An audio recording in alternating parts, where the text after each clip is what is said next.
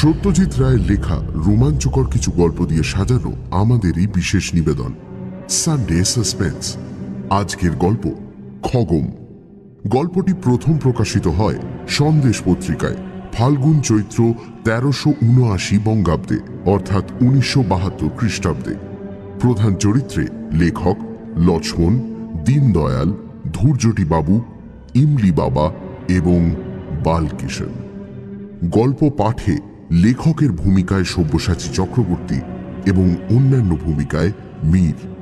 শুরু হচ্ছে খগম।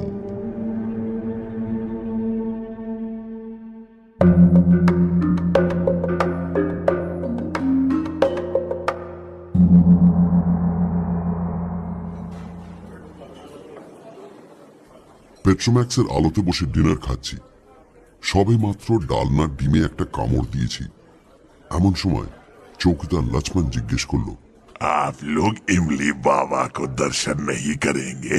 বলতে বাধ্য হলাম যে ইমলি বাবার নামটা আমাদের কাছে একেবারেই নতুন, তাই দর্শন করার প্রশ্নটা ওঠেইনি। লক্ষ্মণ বলল, জঙ্গল বিভাগে যে জিপটা আমাদের জন্য মোতায়েন হয়েছে তার ড্রাইভারকে বললেই সে আমাদের বাবার ডেরায় নিয়ে যাবে। জঙ্গলের ভেতরেই তার কুটির। ভারী মনোরম পরিবেশ। সাধু হিসেবেও নাকি খুব উঁচু স্তরের। ভারতবর্ষের নানান জায়গা থেকে গণ্যমান্য লোকেরা এসে তাকে দেখে যান, ইত্যাদি ইত্যাদি। এছাড়া আর যে ব্যাপারটা শুনে আরো কৌতূহল হলো সেটা হলো এই যে বাবার নাকি একটা পোষা কেউটে আছে।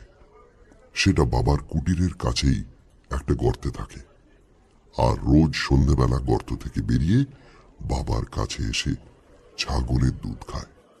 ধূর্যটিবাবু সব শুনে টুনে মন্তব্য করলেন যে দেশটা বুজরুকিতে ছেয়ে যাচ্ছে। বিশেষ করে ভণ্ড সাধু সন্ন্যাসীর সংখ্যা দিন দিন বিপজ্জনকভাবে বেড়ে চলেছে।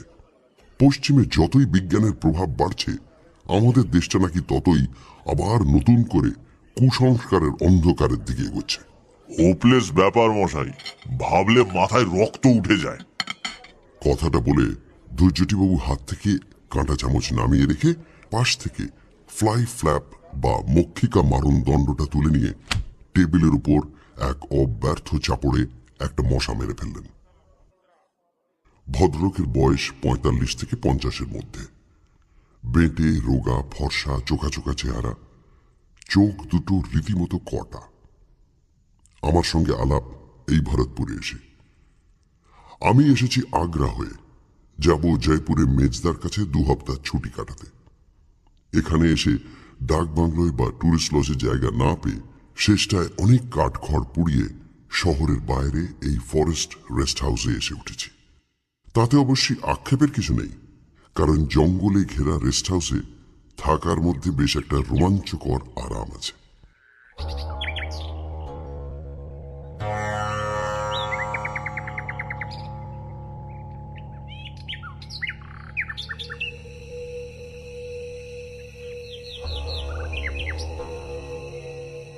ধূর্যটিবাবু আমার একদিন আগে এসেছেন। কেন এসেছেন তা এখনো খুলে বলেননি, যদিও নিছক বেড়ানো ছাড়া আর কোনো কারণ থাকতে হবে এমন কোনো কথা নেই। আমরা দুজনে একই জিপে ঘোরাফেরা করছি। কাল এখান থেকে 22 মাইল পূবে দিগ বলে একটা জায়গায় গিয়েছিলাম সেখানকার কেল্লা আর প্রাসাদ দেখতে। ভরতপুরের কেল্লাও আজ সকালে দেখা হয়ে গিয়েছে।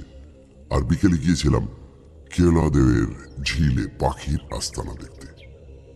সে এক অদ্ভুত ব্যাপার। 7 মাইলের উপর লম্বা ঝিল, তার মাঝে মাঝে ছোট ছোট দ্বীপের মতো ডাঙা মাথা উঁচিয়ে রয়েছে, আর সেই ডাঙার প্রত্যেকটিতে রাজ্যের পাখি এসে জড়ো হয়েছে। তার অর্ধেকের বেশি আমি কোনো কালে চোখেই দেখিনি। আমি অবাক হয়ে পাখি দেখছি, আর ধূর্যটিবাবু ক্ষণে ক্ষণে গজগজ করে উঠছেন আর হাত দুটোকে অস্থিরভাবে এদিকে ওদিকে নাড়িয়ে মুখের আশপাশ থেকে উনকি সরাবার চেষ্টা করছেন। উনকি হলো একরকম ছোট্ট পোকা। ঝাঁকে ঝাঁকে এসে মাথার চারপাশে ঘোরে আর নাকে মুখে বসে। তবে পোকাগুলো এতই ছোট যে তাদের অনায়াসে অগ্রাহ্য করে থাকা যায়। কিন্তু ধূর্যটিবাবু দেখলাম বারবার বিরক্ত হয়ে উঠছেন। এত অধৈর্য হলে কি চলে? 8:30টার সময় খাওয়া শেষ করে সামনের বারান্দায় বেতের চেয়ারে বসে চাঁদনি রাতে জঙ্গলের শোভা দেখতে দেখতে ধৈর্যটি বাবুকে বললাম, ওই যে সাধু বাবার কথা বলছিল, যাবেন নাকি দেখতে? ধৈর্যটি বাবু তার হাতের সিগারেটটা একটা ইউক্যালিপটাস গাছের গুঁড়ির দিকে তাক করে ছুঁড়ে ফেলে দিয়ে বললেন, কেউটে পোষ মানে না, মানতে পারে না। সাপ সম্বন্ধে আমার যথেষ্ট জ্ঞান আছে। ছেলেবেলায় জলপাইগুড়িতে থাকতাম, নিজে হাতে অজস্র সাপ মেরেছি। কেউটে হচ্ছে বিভৎস শয়তান সাপ, পোষ মানানো অসম্ভব। কাজেই সাধু বাবার খবরটা কতটা সত্যি সে বিষয়ে যথেষ্ট সন্দেহ আছে। আমি বললাম, কাল তো বিকেলে এমনিতে কোনো প্রোগ্রাম নেই, সকালে বায়ানের কেল্লা দেখে আসার পর থেকেই তো ফ্রি। আপনার বুঝি সাধু সন্ন্যাসীদের ওপর খুব ভক্তি? প্রশ্নটার পেছনে বেশ একটা খোঁচা রয়েছে সেটা বুঝতে পারলাম, কিন্তু আমি জবাবটা দিলাম খুব সরলভাবেই। ভক্তির কথা আর আসছে কি করে, কারণ সাধু সংসর্গের তো কোনো সুযোগই হয়নি এখন পর্যন্ত। তবে কৌতূহল যে আছে সেটা অস্বীকার করব না। আমারও ছিল এককালে, কিন্তু একটা অভিজ্ঞতার পর থেকে আর। অভিজ্ঞতাটা হলো, ধৈর্যটি বাবুর নাকি ব্লাড প্রেশারের ব্যারাম। বছর 10 আগে তাঁর জ্যাঠামশাইয়ের পাল্লায় পড়ে তিনি এক সাধু বাবার দেওয়া টোটকা ওষুধ খেয়ে নাকি 7 দিন ধরে অসহ্য পেটের যন্ত্রণায় ছটফট করেছিলেন, আর তার ফলে তার রক্তের চাপও নাকি গিয়েছিল বেড়ে। সেই থেকে ধৈর্যটি বাবুর ধারণা হয়েছে ভারতবর্ষের 90% সাধুই হচ্ছে আসলে ভণ্ড, অসাধু। ভদ্রলোকের বাবা বিদ্বেষটা বেশ মজার লাগছিল, তাই তাকে খানিকটা উস্কানোর জন্যই বললাম, কেউটের পোষ মানার কথা যে বলছেন, আমি আপনি পোষ মানাতে পারবো না নিশ্চয়ই, কিন্তু হিমালয়ের কোনো সাধু তো শুনেছি একেবারে বাঘের গুহায় বাঘের সঙ্গে একসঙ্গে বাস করে। শুনেছেন তো, দেখেছেন কি? স্বীকার করতেই হলো, দেখিনি। দেখবেন না? এ হলো আষাঢ়ে গপ্পর দেশ। শুনবেন অনেক কিছুই, কিন্তু চাক্ষুষ দেখতে চাইলে দেখতে পাবেন না। আমাদের রামায়ণ মহাভারতই দেখুন না, বলছে ইতিহাস, কিন্তু আসলে আজগুবি গপ্পর ডিপো। রাবণের 10টা মাথা, হনুমান লেজে আগুন নিয়ে লঙ্কা পুড়োচ্ছে, ভীমের অ্যাপিটাইট, ঘটোৎকচ, হিড়িম্বা, পুষ্পকরথ, কুম্ভকর্ণ, এগুলো হচ্ছে বেশি ননসেন্স আর কি আছে? আর সাধু সন্ন্যাসীদের ভণ্ডামির কথা যদি বলেন, সে তো এই সব পুরাণ থেকেই শুরু হয়েছে। অথচ সারা দেশের শিক্ষিত অশিক্ষিত লোকে একদিন ধরে এই সব গিলে খাচ্ছে।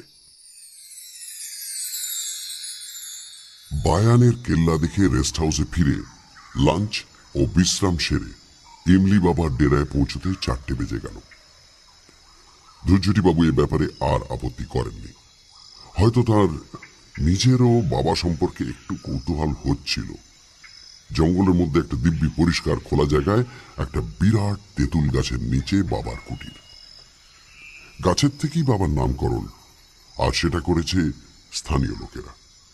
বাবার আসল নাম কি তা কেউ জানে না। খেজুর পাতার ঘরে একটি মাত্র চেলা সঙ্গে নিয়ে ভাল্লুকের ছালের উপর বসে আছেন বাবা।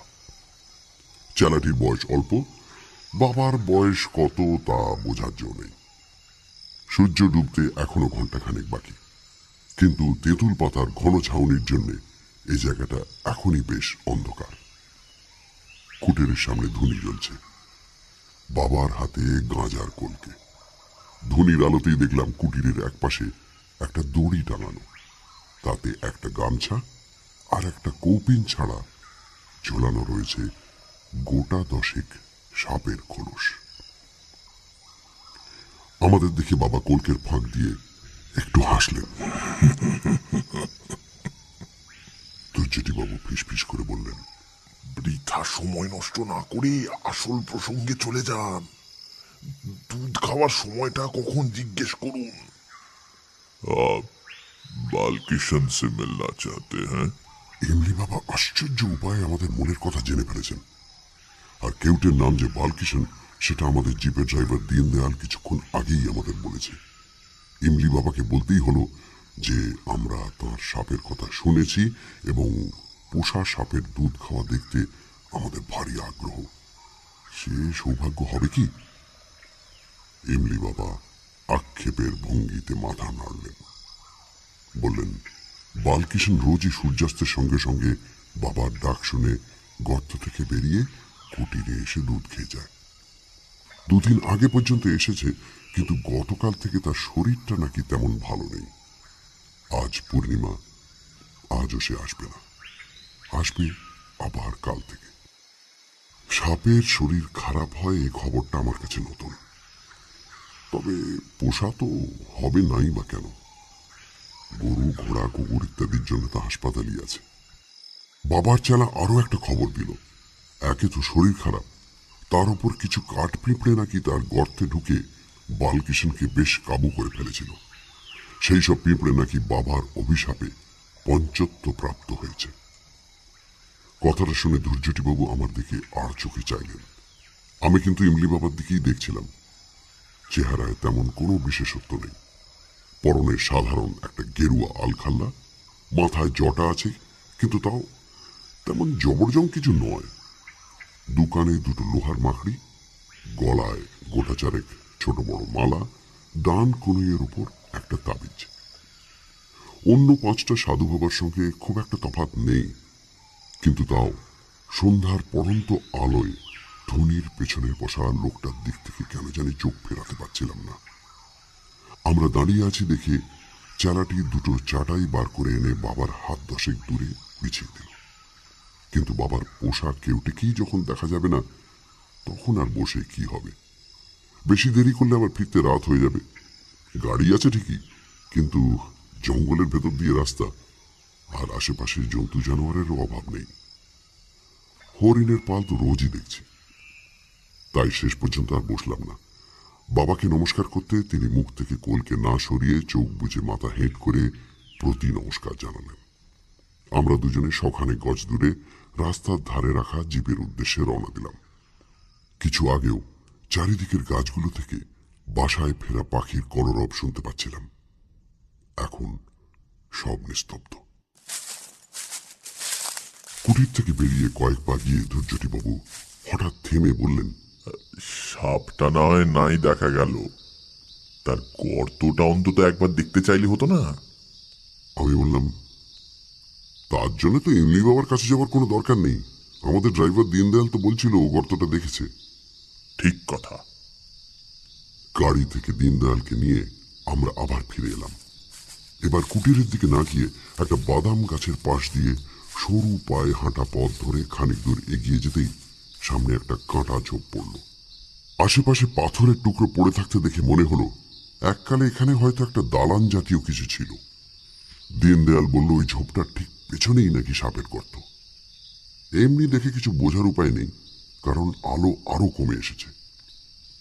ধৈর্যটিবাবু তাঁর কোটের পকেট থেকে একটা ছোট্ট টর্চ বার করে ঝোপের উপর আলো ফেলতেই পেছনে গর্তটা দেখা গেল। যাক, গর্তটা তাহলে সত্যিই আছে, কিন্তু সাপ সে কি আর অসুস্থ অবস্থায় আমাদের কৌতূহল মেটানোর জন্য বাইরে বেরোবে? সত্যি বলতে কি, সাধু বাবার হাতে কেউটের দুধ খাওয়া দেখার বাসনা থাকলেও সেই কেউটের গর্তের সামনে দাঁড়িয়ে তাকে দর্শন করার খুব একটা ইচ্ছে ছিল না। কিন্তু ধৈর্যটিবাবুর কৌতূহল দেখলাম আমার চেয়েও বেশি। আলোয় যখন কাজ হলো না, তখন ভদ্রলোক মাটি থেকে ঢেলা কুড়িয়ে নিয়ে সেগুলো ঝোপের উপর ফেলতে আরম্ভ করলেন। এই বাড়াবাড়িটা আমার ভালো লাগলো না। বললাম, কি হলো মশাই, আপনার দেখি রোগ চেপে গেছে? আপনি তো বিশ্বাসই করছিলেন না যে সাপ আছে। ভদ্রলোক এবার একটা বেশ বড় ঢেলা হাতে তুলে নিয়ে বললেন, এখনো করছি না। এই ঢেলাতেও যদি ফল না হয়, তাহলে বুঝবো বাবাজি সম্বন্ধে এক স্রেফ গাঁজাখুরি গল্প প্রচার করা হয়েছে। লোকের ভুল বিশ্বাস যত ভাঙানো যায় ততই মঙ্গল। ঢেলাটা একটা ভারী শব্দ করে ঝোপের উপর পড়ে কাঁটা সমেত পাতাগুলোকে তছনছ করে দিল। ধৈর্যটিবাবু টর্চটা ধরে আছেন গর্তের উপর। কয়েক মুহূর্ত সব চুপ। কেবল বনের মধ্যে কোথায় যেন একটা ঝিঁঝি সবে মাত্র ডাকতে আরম্ভ করেছে। এবার তার সঙ্গে আরেকটা শব্দ যোগ হলো, একটা শুকনো সুরহীন শীষের মতো শব্দ। তারপর পাতার খসখসানি, আর তারপর টর্চের আলোয় দেখা গেল একটা কালো মসৃণ জিনিসের খানিকটা। সেটা নড়ছে, সেটা জ্যান্ত, আর ক্রমেই সেটা গর্তের বাইরে বেরিয়ে আসছে। এবার ঝোপের পাতা নড়ে উঠল, আর তার পর মুহূর্তেই তার ফাঁক দিয়ে বেরিয়ে এলো একটা সাপের মাথা। টর্চের আলোয় দেখলাম কেউটের জলজলে চোখ, আর তার দুভাগে চেরা জিভ, যেটা বারবার মুখ থেকে বেরিয়ে এসে লিকলিক করে আবার সুরুত করে ভেতরে ঢুকে যাচ্ছে। দিন দেয়াল কিছুক্ষণ থেকে জিপে ফিরে যাবার জন্য তাগাদা করছিল, এবার ধরা গলায় অনুনয় সুরে বলল, छोड़ दीजिए बाबू, छोड़ दीजिए। अब तो देख लिया, अब वापस चलिए। টর্চের আলোর জন্যই বোধহয় বালকিষণ এখনো মাথাটা বার করে আমাদের দিকে চেয়ে আছে, আর মাঝে মাঝে জিভ বার করছে। আমি সাপ দেখেছি অনেক, কিন্তু এত কাছ থেকে এভাবে কাল কেউটে কখনো দেখিনি। আর কেউটে আক্রমণের চেষ্টা না করে চুপচাপ চেয়ে রয়েছে, এরকমও তো আগে কখনো দেখিনি। হঠাৎ টর্চের আলোটা কেঁপে উঠে সাপের উপর থেকে সরে গেল। তারপর যে কাণ্ডটা ঘটল সেটার জন্য আমি একেবারেই প্রস্তুত ছিলাম না। দুর্যোটিবাবু হঠাৎ একটা পাথরের টুকরো তুলে নিয়ে চোখের নিমেষে সেটা বালকৃষ্ণের মাথার দিকে তাক করে ছুঁড়ে মারলেন। আর তারপরে পরপর আরো দুটো। একটা বিশ্রী আশঙ্কায় দিশেহারা হয়ে আমি বলে উঠলাম, আপনি এটা কি করলেন দুর্যোটিবাবু? ভদ্রলোক আমার পাশে দাঁড়িয়ে হাঁপাতে হাঁপাতে চাপা গলায় বেশ উল্লাসের সঙ্গেই বললেন, ওয়ান কিউটে লেস। হ্যাঁ? ওয়ান কিউটে লেস। দীনদয়াল হাঁ করে বিস্ফারিত চোখে ঝোপটার দিকে চেয়ে আছে। দুর্যোটিবাবুর হাত থেকে টর্চটা নিয়ে আমি এবার গর্তের উপর আরো ফেললাম। বালকিষণের অসাড় দেহের খানিকটা অংশ দেখা যাচ্ছে। ঝোপের পাতায় লেগে রয়েছে সাপের মাথা থেকে ছিটকিয়ে বেরোনো খানিকটা রক্ত। এর মধ্যে কখন যে এমনি বাবা আর তার চেলা এসে আমাদের পেছনে দাঁড়িয়েছে তা বুঝতেই পারিনি। দুর্যোটিবাবুই প্রথম পিছন ফেললেন। তারপর আমিও ঘুরে দেখি বাবা হাতে একটি জস্যি নিয়ে আমাদের থেকে হাত 10 দূরে একটা বেঁটে খেজুর গাছের পাশে দাঁড়িয়ে দুর্যোটিবাবুর দিকে এক দৃষ্টে চেয়ে আছেন। বাবা যে এত লম্বা সেটা বসা অবস্থায় বুঝতে পারেনি, আর তার চোখের চাহনির বর্ণনা দেওয়ার ক্ষমতা আমার নেই। শুধু এইটুকু বলতে পারি যে বিস্ময়, ক্রোধ আর বিদ্বেষ মেশানো এমন চাহনি আমি কারো চোখে দেখিনি। বাবার ডান হাতটা এবার সামনের দিকে উঠে এলো। এখন সেটা নির্দেশ করছে দুর্যোটিবাবুর দিকে। হাতের তর্জনীটা এবার সামনের দিকে বেরিয়ে এসে নির্দেশটা আরো স্পষ্ট হলো। এই প্রথম দেখলাম বাবার আঙুলের এক একটা নখ প্রায় 2 ইঞ্চি লম্বা। কার কথা মনে পড়ছে বাবাকে দেখে? ছেলেবেলায় দেখা বিডেন স্ট্রিটে আমার মামা বাড়ির দেয়ালে টাঙানো রবি বর্মার আঁকা একটা ছবি। দুর্বাসা উনি অভিশাপ দিচ্ছেন শকুন্তলাকে, ঠিক এইভাবে হাত তোলা, চোখে ঠিক এই চাহনি। কিন্তু অভিশাপের কথা কিছু বললেন না এমনি বাবা। তাঁর গম্ভীর চাপা গলায় হিন্দিতে তিনি যা বললেন তার মানে হলো, একটা বালকিষণ গেছে তাতে কি হলো, আরেকটা আসবে। বালকিষণের মৃত্যু নেই, বালকিষণ অমর। দুর্যোটিবাবু তার ধুলো মাখা হাত রুমালে মুছে আমার দিকে ফিরে বললেন, চলুন। বাবার চেলা এসে গর্তের মুখ থেকে কেউটের মৃতদেহটা বার করে নিল, বোধহয় তার সৎকারের ব্যবস্থার জন্য। সাপের দৈর্ঘ্য দেখে আমার মুখ থেকে আপনা থেকেই একটা বিস্ময় সূচক শব্দ বেরিয়ে পড়ল। কেউটি যে এত লম্বা হতে পারে তা আমার ধারণাই ছিল না। ইমলি বাবা ধীরে ধীরে তার কুটিরের দিকে চলে গেলেন। আমরা 3 জন গিয়ে জিপে উঠলাম। রেস্ট হাউসে ফেরার পথে দুর্যোটিবাবুকে গুম হয়ে বসে থাকতে দেখে তাকে একটা কথা না বলে পারলাম না। বললাম, সাপটা যখন লোকটার পোষা আর আপনার কোনো অনিষ্ট করছিল না, তখন ওটাকে মারতে গেলেন কেন? ভেবেছিলাম ভদ্রলোক বুঝি সাপ আর সাধুদের আরো কিছু কড়া কথা শুনিয়ে নিজের কুকীর্তি সমর্থন করার চেষ্টা করবেন, কিন্তু তিনি সেসব কিছুই না করে উল্টে আমাকে একটা সম্পূর্ণ অবান্তর প্রশ্ন করে বসলেন। খগম কে বলুন তো মশাই? হ্যাঁ, খগম? নামটা আবছা আবছা চেনা চেনা মনে হচ্ছে, কিন্তু কোথায় শুনেছি বা পড়েছি মনে পড়ল না।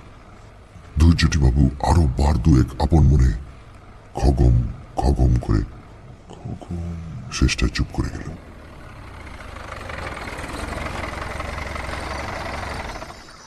রেস্ট হাউসে যখন পৌঁছলাম তখন 6:30 বাজে। ইমলি বাবার চেহারাটা মাঝে মাঝে মনে পড়ছে। দুর্বাসার মতো চোখ পাকিয়ে হাত তুলে রয়েছেন দুর্যটিবাবুর দিকে। ভদ্রলোকের কেন যে এমন মতিভ্রম হলো কে জানে, তবে মন বলছে ঘটনার শেষ দেখে এসেছি আমরা, কাজেই ও নিয়ে আর ভেবে লাভ নেই। বাবা নিজেই বলেছেন বালকিশনের মৃত্যু নেই। ভারতপুরের জঙ্গলে কি আর কেউটে নেই? কালকের মধ্যে নিশ্চয়ই বাবার চেরাচামুন্ডারা আরেকটা কেউটে ধরে এনে বাবাকে উপহার দেবে। ডিনারে লক্ষ্মণ মুরগির কারি রেঁধেছিল, আর তার সঙ্গে ঘিয়ে ভাজা হাতের রুটি আর উড়দকা ডাল। সারাদিনের ঘোরাফেরার পর খিদেটা দিব্যি হয়। কলকাতায় রাত্রে যা খাই তার ডবল খেয়ে ফেলি অক্লেশে। তুচ্চটিবাবু ছোটখাটো মানুষ হলে কি হবে, তিনিও বেশ ভালোই খেতে পারেন। কিন্তু আজ যেন মনে হলো ভদ্রলোকের খিদে নেই। শরীর খারাপ লাগছে কিনা জিজ্ঞেস করাতে কিচ্ছু বললেন না। আমি বললাম, আপনি কি বালকিশনের কথা ভেবে আক্ষেপ করছেন? ধৈর্যটিবাবু আমার কথায় মুখ খুললেন বটে, কিন্তু যা বললেন সেটাকে আমার প্রশ্নের উত্তর বলা চলে না। পেট্রোম্যাক্সের দিকে এক দৃষ্টে তাকিয়ে থেকে গলাটাকে ভীষণ সরু আর মোলায়েম করে বললেন, সাপটা ফিস ফিস করছিল, ফিস ফিস করছিল। আমি হেসে বললাম, ফিস ফিস না পোষ পোষ? ধৈর্যটিবাবু আলোর দিক থেকে চোখ না সরিয়ে মাথা নেড়ে বললেন, না, ফিস ফিস। সাপের ভাষা, সাপের শীষ, ফিস ফিস, ফিস ফিস। কথাটা বলে ভদ্রলোক নিজেই জিভের ফাঁক দিয়ে সাপের শীষের মতো শব্দ করলেন বেশ কয়েকবার। তারপর আবার ছড়া কাটার ভঙ্গিতে মাথা নেড়ে বললেন, সাপের ভাষা, সাপের শীষ, ফিস ফিস, ফিস ফিস। বালকিশনের বিষম বিষ, ফিস ফিস, ফিস ফিস।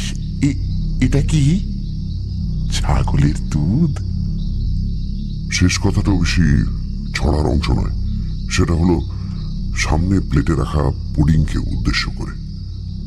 লক্ষ্মণ শুধু দুধটা বুঝে ছাগল টাগল না বুঝে বলল, বাবু, দুধ হ্যাঁ আর अंडे भी है। দুধ আর ডিম দিয়ে যে পুডিং হয় সেটা কে না জানে। দুর্যোটিবাবু লোকটা স্বভাবতই একটু খামখেয়ালি ও ছিটগ্রস্ত, কিন্তু ওর আজকের হাবভাবটা একটু বাড়াবাড়ি মনে হচ্ছিল। তিনি নিজেই হয়তো সেটা বুঝতে পেরে যেন জোর করে নিজেকে সামলে নিয়ে বললেন, বড় বেশি রোদে ঘোরা হয়েছে কদিন, তাই বোধহয় মাথাটা। কাল থেকে একটু সাবধান হতে হবে। আজ শীতটা বেশ জাঁকিয়ে পড়েছে, তাই খাবার পরে আর বাইরে না বসে ঘরে গিয়ে আমার সুটকেসটা গোছাতে লাগলাম। কাল সন্ধ্যের ট্রেনে ভরতপুর ছাড়ব। মাঝরাত্রিরে সবাই মাধবপুরের চেঞ্জ, ভোর 5টায় জয়পুর পৌঁছানো। অন্তত এটাই ছিল আমার প্ল্যান। কিন্তু সেই প্ল্যান ভেস্তে গেল।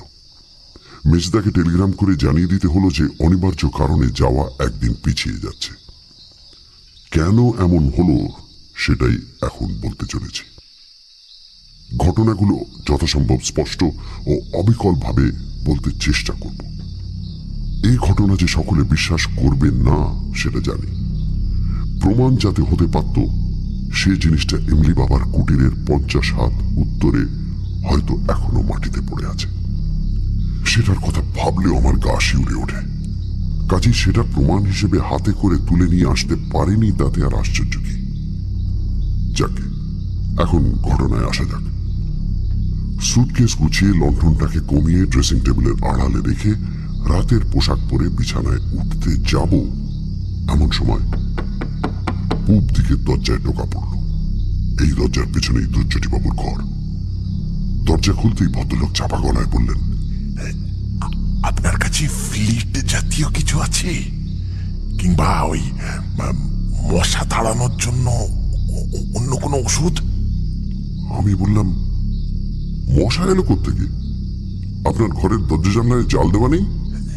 তা আছে, তবে তাও কি যেন কামড়াচ্ছে। সেটা টের পাচ্ছেন আপনি? হাতে মুখে দাগ হয়ে যাচ্ছে। দরজার মুখটায় অন্ধকার, তাই ভদ্রলোকের চেহারাটা ভালো করে দেখতে পাচ্ছিলাম না। বললাম, আসুন ভেতরে দেখি কি দাগ হলো। দুর্জটিবাবু ঘরের ভেতরে এলেন। লণ্ঠনটা সামনে তুলে ধরতেই দাগগুলো দেখতে পেলাম। রুহিতন মার্কা কালশিটের মতো দাগ।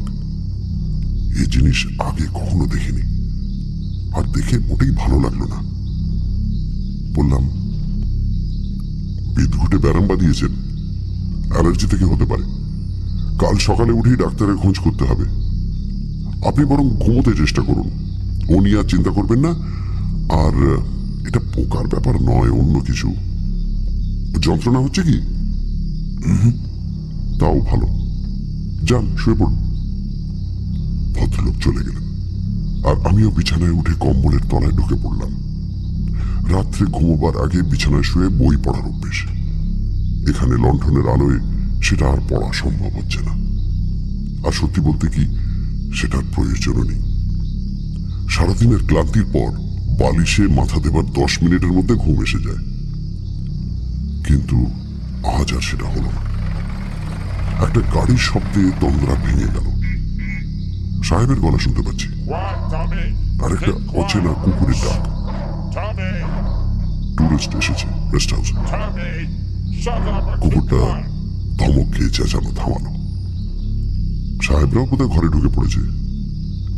আবার সব নিস্তব্ধ, কেবল বাইরে ঝিঝি ডাকছে। না, শুধু ঝিঝি নয়, তাছাড়াও আরেকটা শব্দ পাচ্ছি। আমার পূব দিকের প্রতিবেশী এখনো সজাগ। শুধু সজাগ নয়, সচল। তার পায়ের শব্দ পাচ্ছি। অথচ দরজার তলার ফাঁক দিয়ে কিছুক্ষণ আগেই দেখছি লণ্ঠনটা হয় নিভিয়ে দেওয়া হলো, না হয় পাশের বাথরুমে রেখে আসা হলো। অন্ধকার ঘরে ভদ্রলোক পায়চারি করছেন কেন? এই প্রথম আমার সন্দেহ হলো যে ভদ্রলোকের মাথায় হয়তো ছিটেরও একটু বেশি কিছু আছে। তার সঙ্গে আমার আলাপ মাত্র 2 দিনের। তিনি নিজে যা বলেছেন তার বাইরে তার সম্বন্ধে আমি কিছুই জানি না। কিন্তু সত্যি বলতে কি, মাত্র কয়েক ঘন্টা আগে পর্যন্ত যাকে পাগলামো বলে তার কিন্তু কোনো লক্ষণ আমি দুর্জটিবাবুর মধ্যে দেখিনি। দিগ আর বায়ানের কেল্লা দেখতে দেখতে তিনি যে ধরনের কথাবার্তা বলছিলেন, তাতে মনে হয় ইতিহাসটা তার বেশ ভালোভাবেই পড়া আছে। শুধু তাই নয়, আর্ট সম্বন্ধে যে তার যথেষ্ট জ্ঞান আছে সেটার প্রমাণও তিনি তার কথাবার্তায় দিয়েছেন। রাজস্থানের স্থাপত্যে হিন্দু ও মুসলমান কারিগরদের কাজের কথা তিনি রীতিমতো উৎসাহের সঙ্গে বলছিলেন। না, ভদ্রলোকের শরীরটাই বোধহয় খারাপ হয়েছে। কাল একজন ডাক্তারের খোঁজ করা অবশ্য কর্তব্য। আমার ঘড়ির রেডিয়াম ডায়ালে তখন বলছে 11:15। পূবের দরজায় আবার টোকা পড়ল। এবার বিছানা থেকে না উঠে একটা হাঁক দিলাম। কি ব্যাপার দুর্জটি বাবু?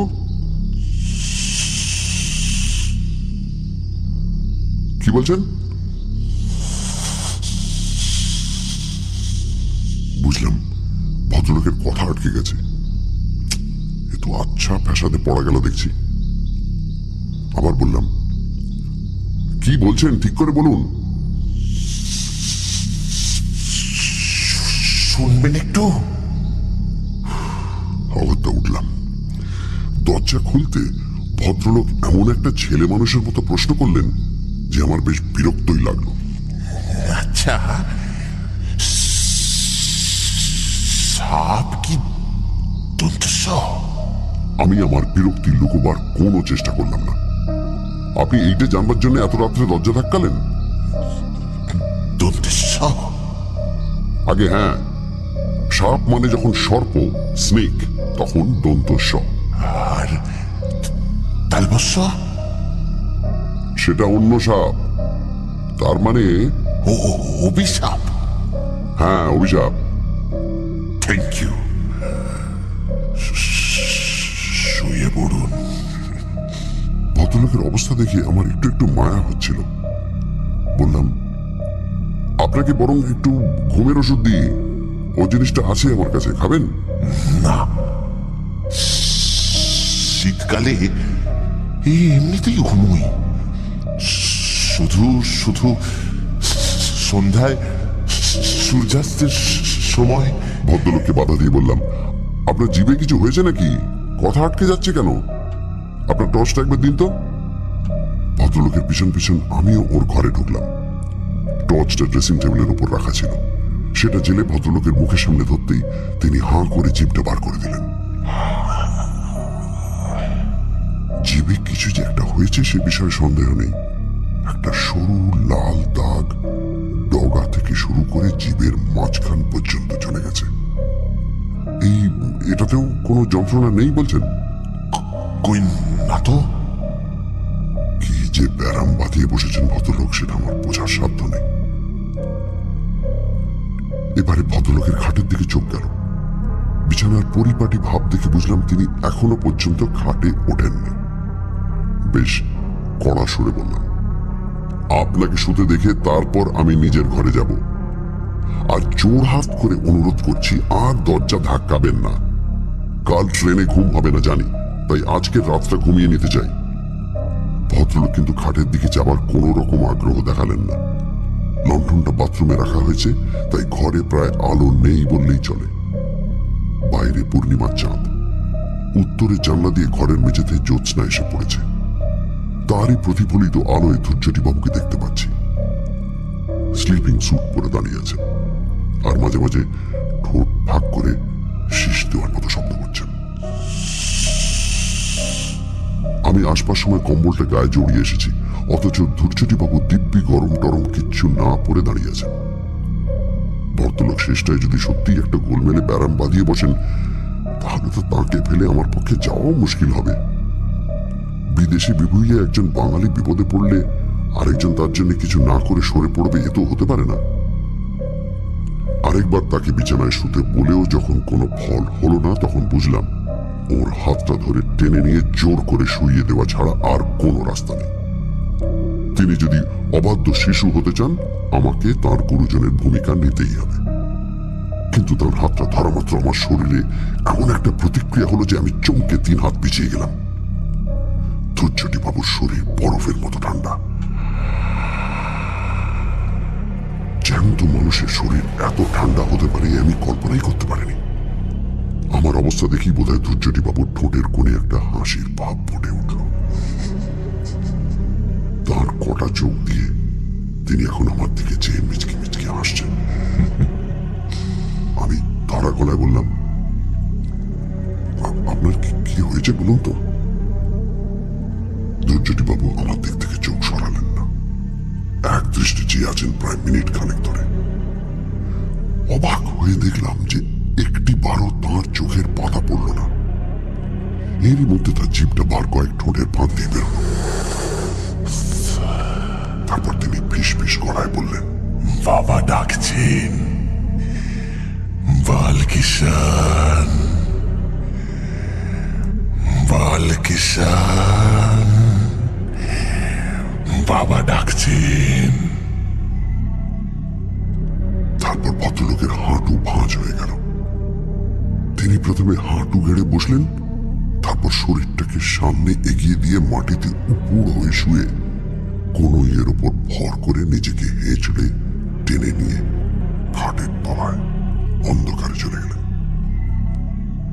আমি বেশ বুঝতে পারছিলাম যে আমার সমস্ত শরীর ঘামে ভিজে গেছে, হাত পা ঠকঠক করে কাঁপছে। আমি আর দাঁড়িয়ে থাকতে পারছি না। ভদ্রলোক সম্বন্ধে দুশ্চিন্তা কেটে গিয়ে এখন যেটা অনুভব করছি সেটা অবিশ্বাস আর আতঙ্কে মেশানো একটা অদ্ভুত ভয়াবহ ভাব। নিজের ঘরে ফিরে এলাম। দরজাটা বন্ধ করে খিল লাগিয়ে আপাতমস্তক কম্বল মুড়ি দিয়ে কিছুক্ষণ শুয়ে থাকার পর কাঁপুনিটা কমল, চিন্তাটা একটু পরিষ্কার হলো। ব্যাপারটা কোথায় গিয়ে দাঁড়িয়েছে এবং চোখের সামনে যা ঘটতে দেখেছি তা থেকে কি সিদ্ধান্তে পৌঁছানো যায় সেটা একবার ভেবে দেখলাম। আজ বিকেলে আমার সামনে ধৈর্যটি বাবু এমলি বাবার পোষা কেউটাকে পাথরের ঘায়ে মেরে ফেললেন। তারপরে ইমলি বাবা ধৈর্যটি বাবুর দিকে আঙুল দেখিয়ে বললেন, একটা বালকিষাণ গেছে, তার জায়গায় আরেকটা বালকিষাণ আসবে। সেই দ্বিতীয় বালকিষাণ কি সাপ না মানুষ, নাকি সাপ হয়ে যাওয়া মানুষ? ধৈর্যটি বাবুর সর্বাঙ্গে চাকা চাকা দাগগুলো কি? জিভের দাগটা কি? সেটা কি দুভাগে ভাগ হয়ে যাবার আগের অবস্থা? তার শরীর এত ঠান্ডা কেন? তিনি খাটে না শুয়ে খাটের তলায় ঢুকলেন কেন?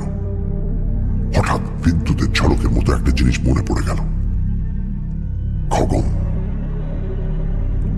ধৈর্যটি বাবু জিজ্ঞেস করেছিলেন খগমের কথা। নামটা চেনা চেনা লাগছিল, কিন্তু বুঝতে পারিনি।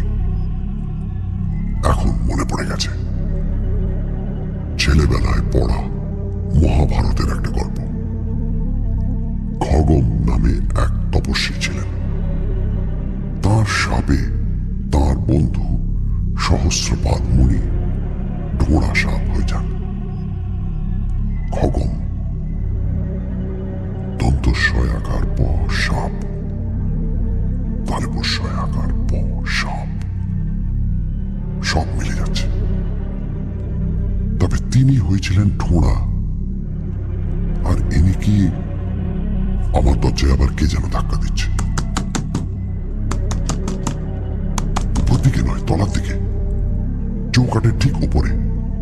একবার, দুবার, তিনবার। আমি বিছানা থেকে নড়লাম না। দরজা আমি খুলব না, আর না। আওয়াজ বন্ধ হলো। আমি দম বন্ধ করে কান পেতে আছি। এবার কানে এলো শীষের শব্দ।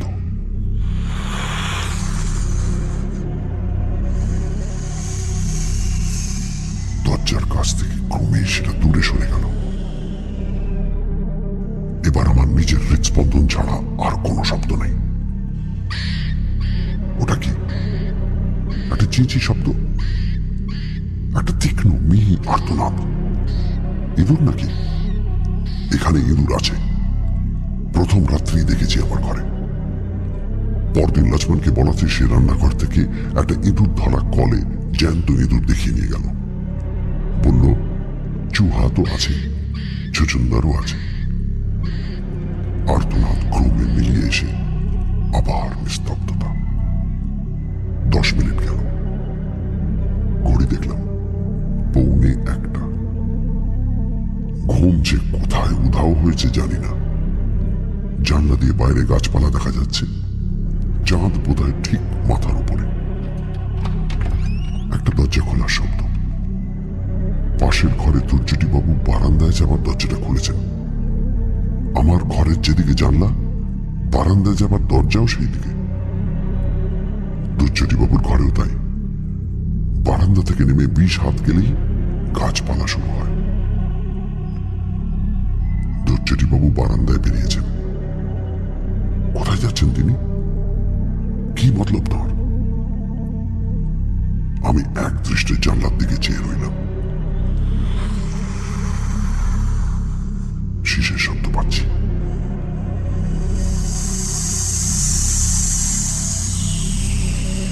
সেটা ক্রমশ বাড়ছে।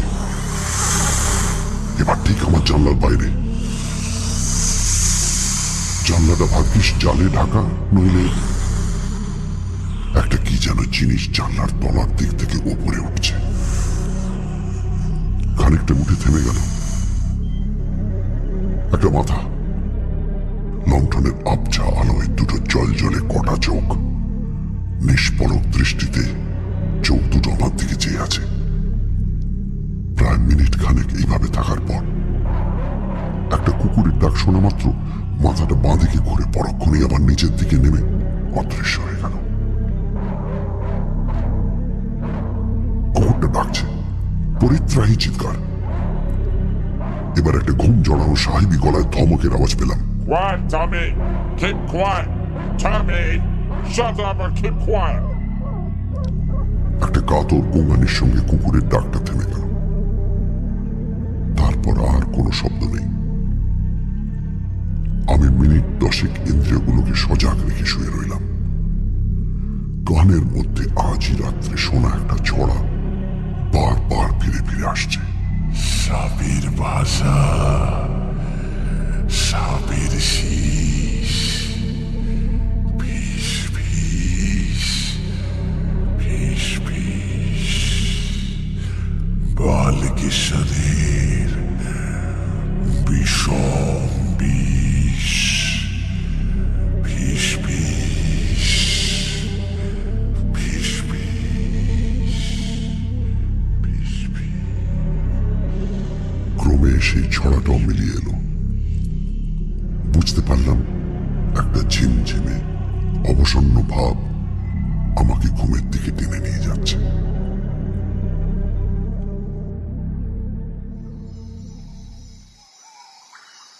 This is ridiculous. We were not. What's up? ঘুমটা ভাঙল সাহেবদের চেঁচামেচিতে। ঘড়িতে দেখি 6টা বাজতে 10। I can pull out. কিছু একটা গন্ডগোল বেঁধেছে।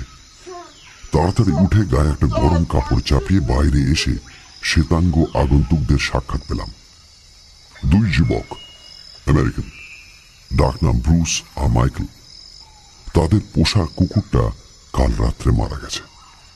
কুকুরটাকে নিজেদের ঘরেই নিয়ে শুয়েছিল, তবে ঘরের দরজা বন্ধ করেনি।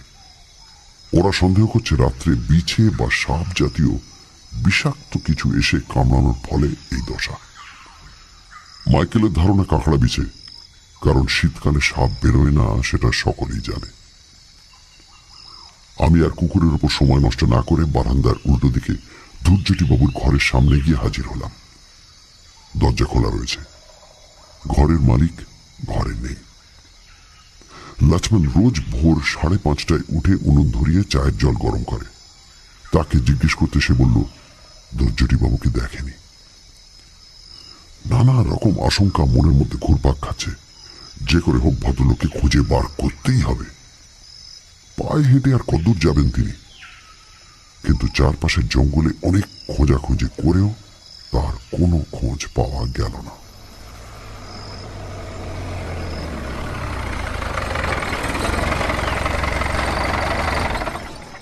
সাড়ে 10টায় জিপ এলো।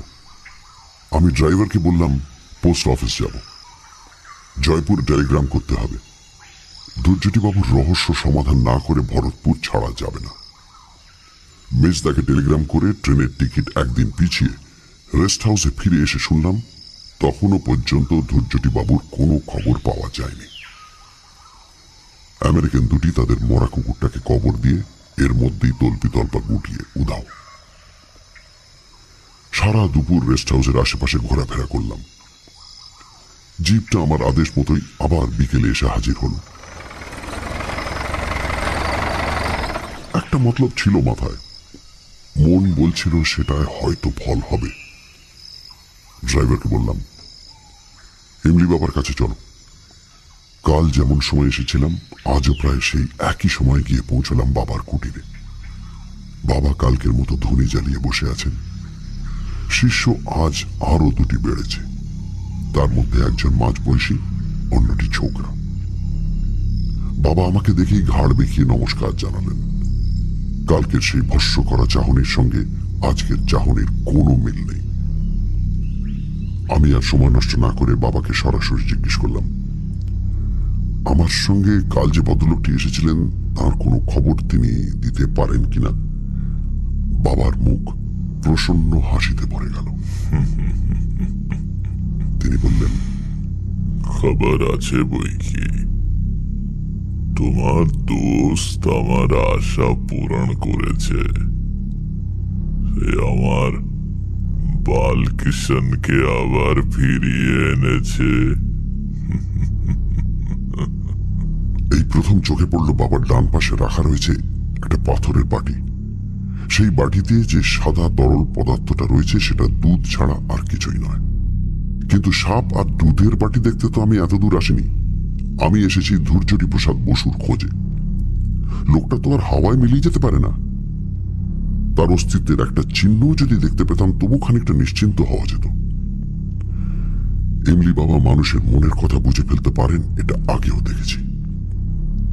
গাঁজার কলকেতে বড় রকম একটা টান দিয়ে সেটা পাশের প্রৌঢ় চেলার হাতে চালান দিয়ে বললেন, তোমার বন্ধুকে তো তুমি আর আগের মতো ফিরে পাবে না, তবে তার স্মৃতির জন্য সে রেখে গেছে, আর সেটা তুমি বালকিশনের ডেরার 50 পা দক্ষিণে পাবে। সাবধানে যেও, অনেক কাঁটা গাছ পড়বে পথে। বাবার কথা মতো গেলাম বালকিশনের গর্তের কাছে। সেই গর্তে এখন সাপ আছে কিনা সেটা জানার আমার বিন্দুমাত্র কৌতূহল নেই। আকাশে ডুবু ডুবু সূর্যের দিকে চেয়ে হিসেব করে দক্ষিণ দিক ধরে এগিয়ে গেলাম। ঘাস, কাঁটাছোপ, পাথরের টুকরো আর চোরা কাঁটার ভেতর দিয়ে গুনে গুনে 50 পা এগিয়ে গিয়ে একটা অর্জুন গাছের গুঁড়ির ধারে যে জিনিসটা পড়ে থাকতে দেখলাম, সেরকম জিনিস এই কয়েক মিনিট আগেই ইমলি বাবার কুটিরের দড়ি থেকে ঝুলতে দেখে এসেছি। সেটা একটা খোলস।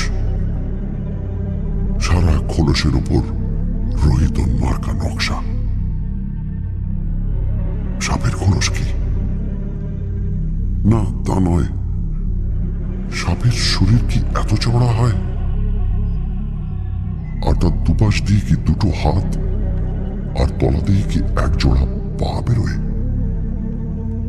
আসলে এটা একটা মানুষের খোলস।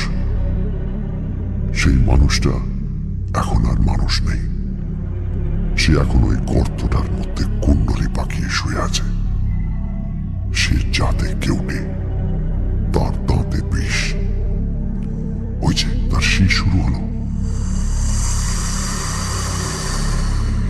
ওই যে সূর্য ডুবলো। ওই যে ইমলি বাবা ডাকছে, বালকিশন, বালকিশন।